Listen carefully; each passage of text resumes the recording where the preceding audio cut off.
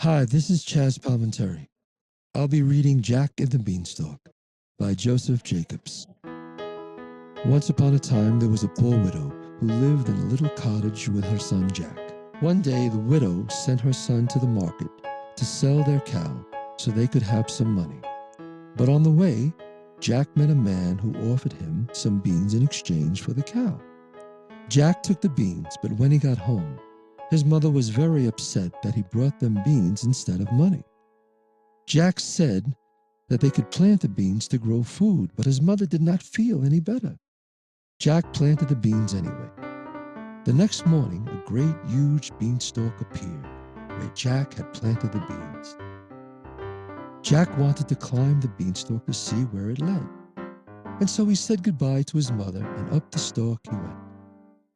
He climbed and climbed until he was in the clouds. Finally, he reached an enormous green valley in the sky. When he climbed into the grassy surface, he immediately saw a huge castle. Then he noticed an old woman nearby. Jack approached the woman and said, "Hello, madam, is this your home?"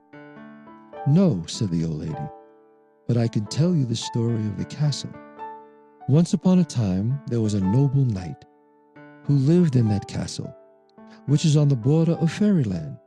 He and his wife and the children were liked by all their neighbors. One day, an evil giant attacked the castle and took away the man and his children, but the wife and the youngest child were not at home. They were visiting an old nurse. When the news of the giant's attack reached the wife, she knew she had to stay with the nurse to protect her son and herself. Eventually, the old nurse passed away, and the woman and her son continued to live at the nurse's house, but they became very poor. The giant and his wife moved into the castle and still live there today. Now, I will tell you who the woman and her son are. The son is you, and the woman is your mother, and that castle belongs to your father. You must take it back from the giant for you and your mother to own." Jack was shocked. "My poor mother," he said. "Do you have the courage to fight the giant?" asked the old woman. "I must have the courage to do what is right," said Jack. "Good. Now, to defeat the giant, you must enter the castle, and if possible, take the hen that lays the golden eggs and the harp that speaks. Remember, you are not stealing because everything in the castle belongs to you and your family." Then, suddenly, the woman vanished, and Jack realized that she was a fairy. Jack ran to the castle and ran to the bell. The giant's wife opened the door. She looked down and saw Jack and grabbed him and dragged him into the castle.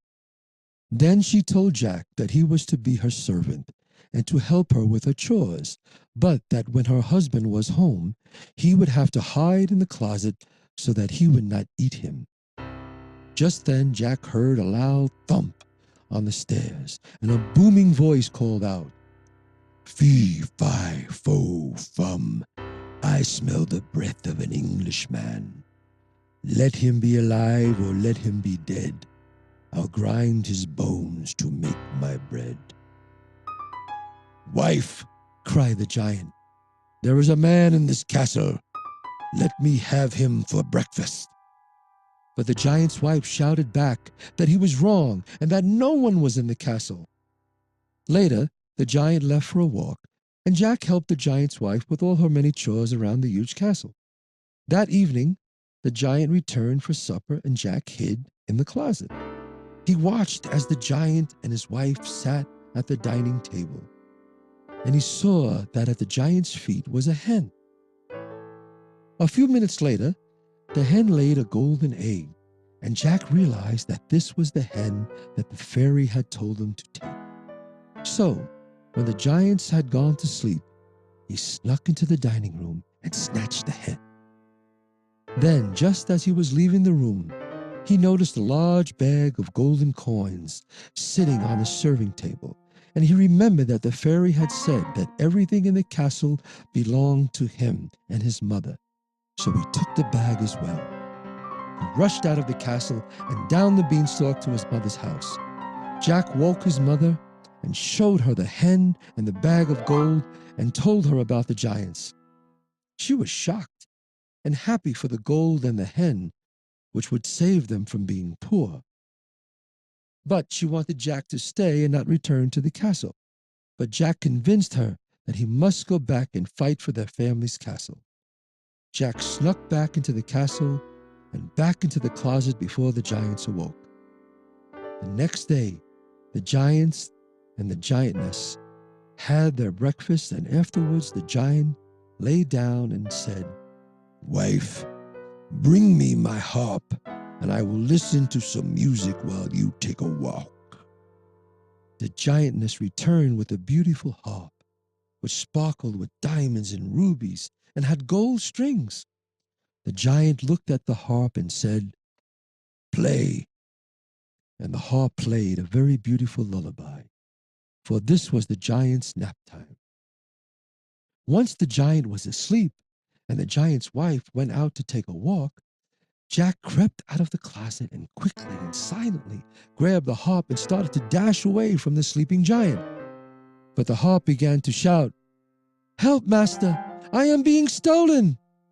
Jack told the harp that he was the son of the knight who owned the castle, and the harp stopped shouting. But it was too late. The giant was already awake and chasing them. Jack ran out of the castle and all the way down the beanstalk to his mother's home. He grabbed an axe from their woodshed and cut down the beanstalk. And the giant, who was following them down the stalk, fell to the ground and broke his neck. Then the old fairy appeared and took Jack and his mother back to the castle by magic. Jack rang the doorbell, and the giant's wife, who was worried about her missing husband, came running and fell and broke her neck and died. And so Jack and his mother moved back into their castle and lived happily ever after.